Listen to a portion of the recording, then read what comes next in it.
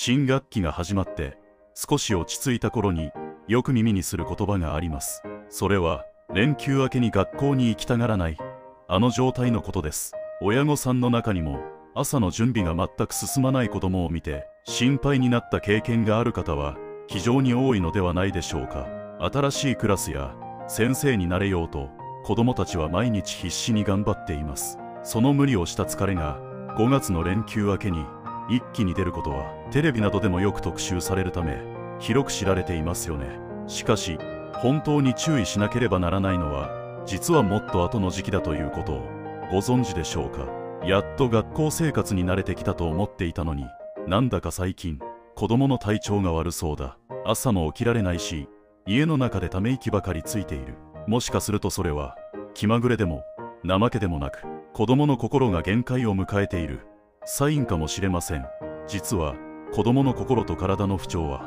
5月よりも6月の方がより深刻な状態になりやすいという事実があります。この時期の不調を見逃してしまうと夏休み以降の長い学校生活にも大きな影響を与えてしまいます。そこで今回はなぜ6月の方が深刻なのか、その理由や具体的な解決策について順番に詳しくお話ししていきます。一つ目は6月病という言葉の意味と背景についてです。春は入学やクラス替えなど新しい環境がスタートするとてもエネルギーを使う時期ですよね。子供たちは新しい友達を作ろうとしたり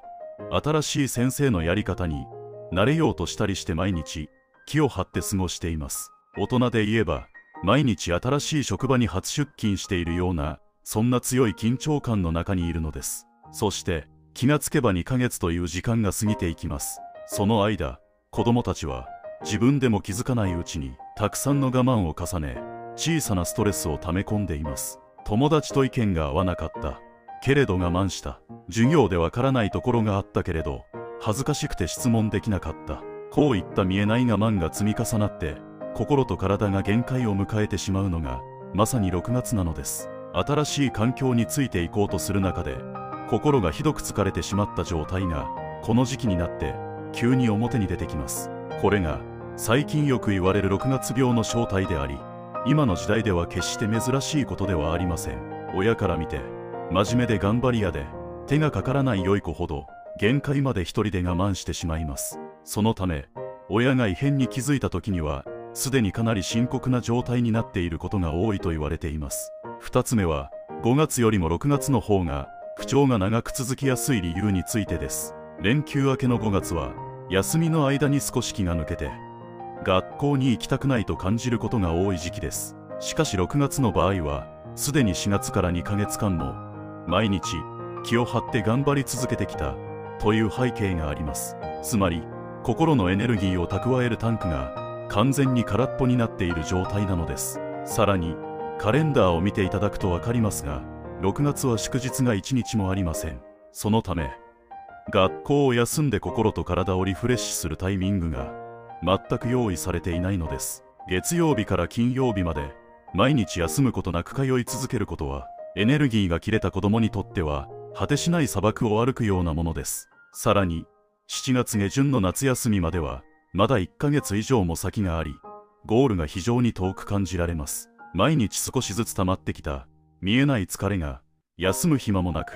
どんどん積み重なっていきます。限界まで我慢してエネルギーが完全に切れてしまった結果症状が長引いてしまうことが多いのです。そのため元の元気な状態に回復するまでにも5月の不調と比べて非常に長い時間が必要になってしまいます。5月の不調は一時的なガス欠ですが6月の不調はエンジンそのものが壊れかけている状態なのです。3つ目は梅雨の時期の天候が子供の体に与える影響についてです。6月といえば毎日ジメジメとした雨が続く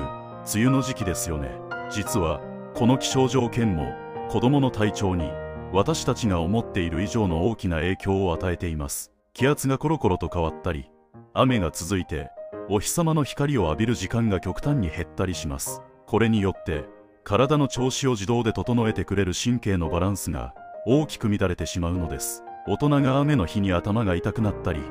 体が重くてだるくなったりするのと同じ現象が子供にも起きています。子供の小さな体は大人以上にこの天候の変化に敏感に反応してしまいます。さらに雨が降ると休み時間に外で思い切り走ってストレスを発散することもできません。狭い教室の中で一日中静かに過ごさなければならないことも子供にとっては大きなストレスになります。学校での人間関係や勉強の疲れに加えて、この過酷な天候が重なることで不調が一気に加速してしまいます。心が疲れているところに体の疲れも重なってしまうという二重の苦しみを味わっているわけです。この時期の体調不良は決して気のせいではなく、はっきりとした理由があるのだということをぜひ覚えておいてください。4つ目は、学校生活の中で子供が感じている見えない負担についてです。6月になると新しい学年の授業も本格的になり、宿題の量も一気に増えてきます。算数などの教科も内容が難しくなり、勉強についていくだけでも大きなエネルギーを使います。またプールの授業や遠足など、この時期ならではの行事が行われる学校も多いですよね。子供たちは難しくなった勉強についていかなければならないというプレッシャーと毎日戦っています。さらに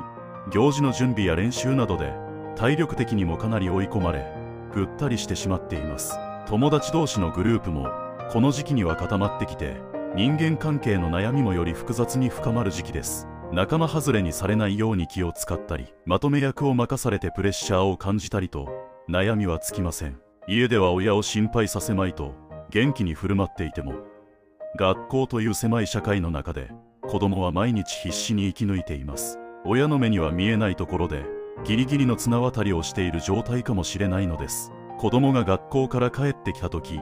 カバンを放り投げて倒れ込むように寝転がったら、それは限界のサインです。この見えない負担の大きさに気づいてあげることがサポートの第一歩としてとても大切になります。5つ目は、家庭でよく見られる具体的な体の SOS サインについてです。子供は大人と違って自分の疲れを筋道を立てた言葉で上手に説明することができません。今ストレスが溜まっていてしんどいから休みたいなんて言える子供はほとんどいませんよね。そのため心の悲鳴が直接的な体の不調として現れることがよくあります。朝何度声をかけても布団から起き上がることができず、体が重そうにしている。学校に行く時間になるとお腹が痛い、頭が痛い、気持ち悪い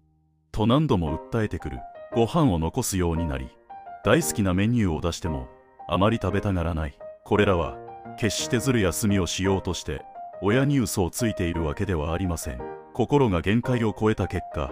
体がこれ以上は無理だと防衛反応を起こして本当に痛みを感じているのです。大人の仮病とは違い、子供の体は心の状態を鏡のように正直に映し出します。トイレに行く回数が異常に増えたり、爪を噛む癖が急に始まったりするのも見落としがちなサインです。この体のサインをただの甘えだと片付けず、絶対に見逃さないようにしてください。6つ目は、子供の行動や態度に現れる心の SOS サインについてです。体だけでなく、普段のちょっとした行動の中にも子供の危険なサインはたくさん隠れています。例えば、普段はおとなしい子が些細なことで急にイライラして兄弟と激しい喧嘩をするようになることがあります。学校から帰ってきた途端に機嫌が悪くなり、親の言うことに反抗的な態度を取ることも増えるでしょう。これは外の世界である学校で限界まで我慢しているストレスが安心できる家の中で爆発してしまっている状態なのです。逆に普段はとても元気でおしゃべりな子が急に無口になって部屋に閉じこもりがちになることもあります。テレビを見ている時も笑わなくなり、どこか遠くをぼんやりと見つめているような時間が増えたら要注意です。また小さい頃のように急にお母さんの後ろをついて回ってべったりと甘えてくることも珍しくありません。夜中に何度も目を覚ましたり、怖い夢を見たと言って急に大きな声で泣き出したりすることもあります。これらはすべて心がとても不安定になっていて、無意識のうちに親に強く助けを求めている証拠なのです。普段のその子らしくない行動が数日だけでなく何週間も続くようであれば、特に注意して見守る必要があります。そのまま放置してしまうと、より深刻な気分の落ち込みにつながる恐れがあるため、見守る大人の温かい目が必要不可欠になります。7つ目は、サインに気づいた時に親が絶対にやってはいけない対応についてです。子供が朝起きられなかったり、どうしても学校に行きたがらないとき、親はどうしても焦って不安になってしまいますよね。このまま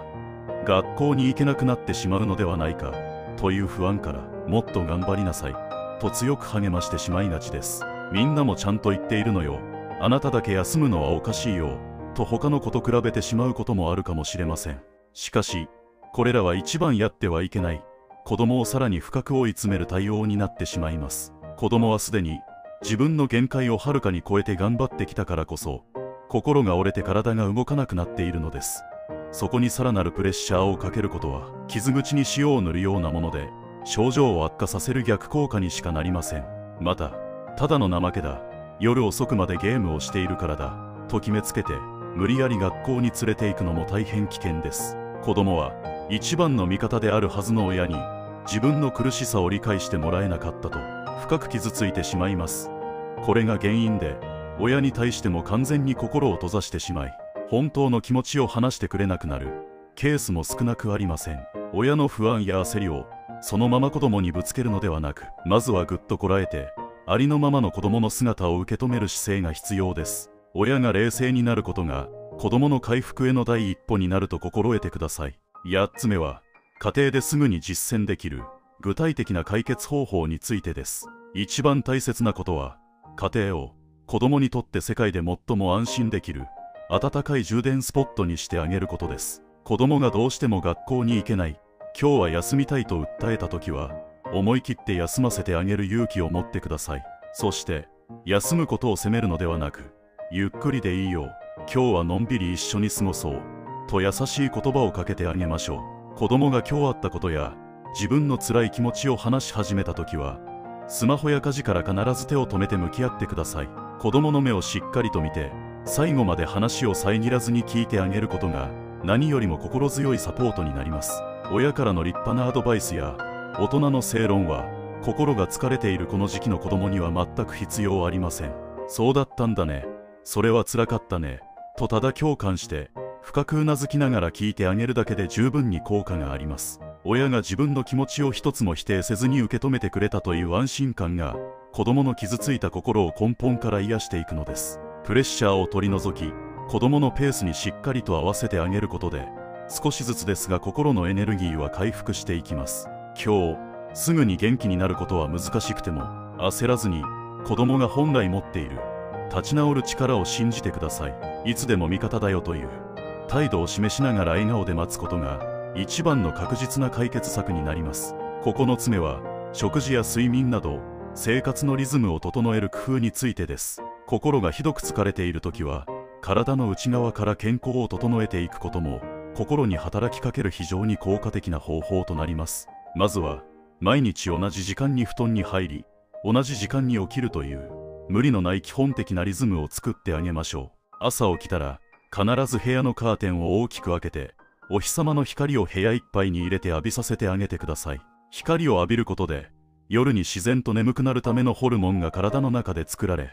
夜もぐっすりと深い睡眠をとれるようになります。食事はお肉やお魚、大豆など体のエネルギーの元になるものを中心に、消化に良い工夫をして作ってあげましょう。疲れすぎて食欲がないときは、ゼリーや温かいスープなど喉を通りやすいものでも全く構いません。栄養も大切ですが、何より家族で一緒に食卓を囲み、リラックスしてご飯を食べる空間を作ることが大切です。お風呂もシャワーだけでさっと済ませず、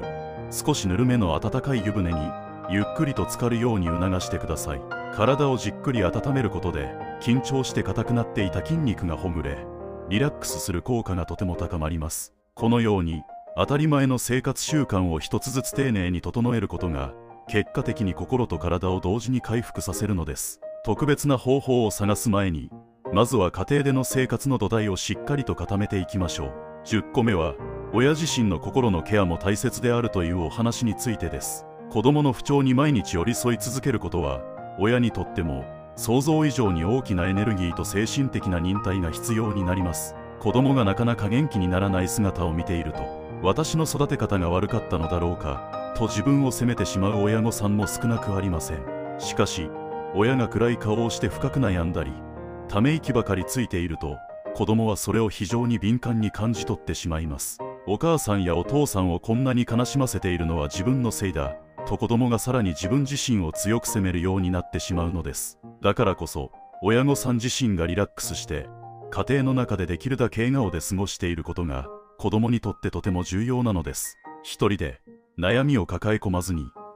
学校の先生や専門の窓口などに積極的に話を聞いてもらいましょう。第三者に話を聞いてもらうだけでも心の負担は大きく軽くなりますし、冷静で具体的なアドバイスをもらうこともできます。また、美味しいお茶を飲んだり、自分の好きな音楽を聴いたりして、親自身も意図的に息抜きの時間を作るようにしてください。親がどっしりと構えて、自分の時間も大切にしながら安心して過ごしている姿を見せることが、子供の安心感に直結します。親が元気でいなければ、子供を支え続けることはできませんので、どうかご自身の心も大切に扱ってあげてください。これまで10の項目に分けて深刻化しやすい子どもの不調とその対策について詳しくお話ししてきました。最後に今日お伝えした重要なポイントを振り返ってみたいと思います。新学期から気を張って頑張ってきた子どもの心と体は連休明けよりもさらに疲れが溜まった6月にこそ本当の限界を迎えやすくなります。そこに梅雨のジメジメとした過酷な天候や祝日が全くないという休めない環境が重なり、子供をさらに苦しく追い込んでしまいます。どうしても起きられない、お腹が痛いといった体のサインや、急に怒りっぽくなるなどの普段と違う態度の変化は、子供が発している重大な SOS です。そんな痛々しいサインに気づいたときは、無理に学校に行かせようとプレッシャーをかけるのは、絶対にやめてあげてください。まずは家庭を一番の安全基地にして、たっぷり休ませ、どんな言葉も否定せずに共感して聞いてあげることが何より大切です。そして朝の光を浴びる、温かい食事をとる、湯船に浸かるなど生活の土台を整えることで少しずつエネルギーは必ず戻ってきます。大人にとっても気が重くなりやすい梅雨の時期ですが、子供たちは狭い社会の中で大人以上に必死に戦っています。なんだか最近様子がおかしいな、いつもと違うなと感じたら、まずは無理をさせずゆっくりと休ませてあげてくださいね。親御さん自身も無理をせず、自分の心をケアしながら焦らずに寄り添うことで、子供は必ず、また自分の足で元気に歩き出すことができます。最後までご覧いただき、本当にありがとうございました。それでは、また次の動画でお会いしましょう。